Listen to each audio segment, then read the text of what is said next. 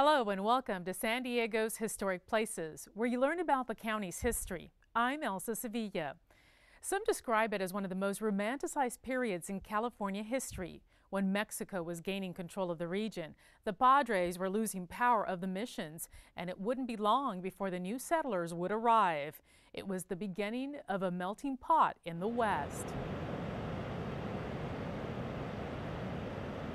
It seems California's beauty and riches have led various peoples to the region for thousands of years, beginning with the Native Americans, who lived peacefully among the different tribes, to the Spanish missionaries and soldiers arriving in San Diego in 1769, establishing the first mission at the Presidio not far from Old Town. At that time, California would be divided into two states, Alta and Baja California, and there would be many more changes to come.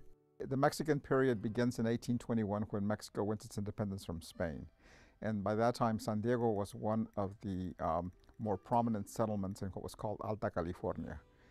And people who resided in San Diego and throughout the rest of California in that time period were known as Californios.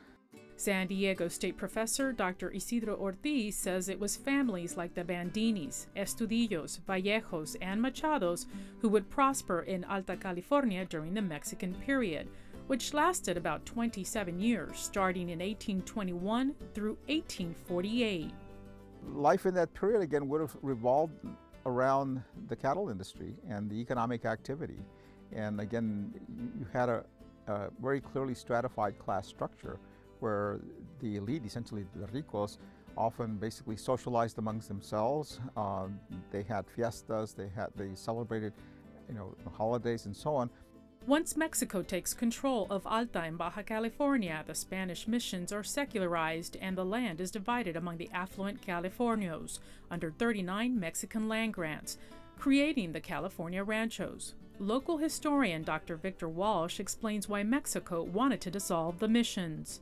Because they didn't want to be associated with an institution that smacked of slavery in the perception of many Europeans. And number two was economic, because the missions really stifled entrepreneurship and development. They controlled the labor and the land, and who could compete against them? In San Diego, once the Presidio mission is abandoned, the affluent families began to develop the ranchos and build homes in Old Town, like the Casa de Bandini with its thick adobe whitewash walls.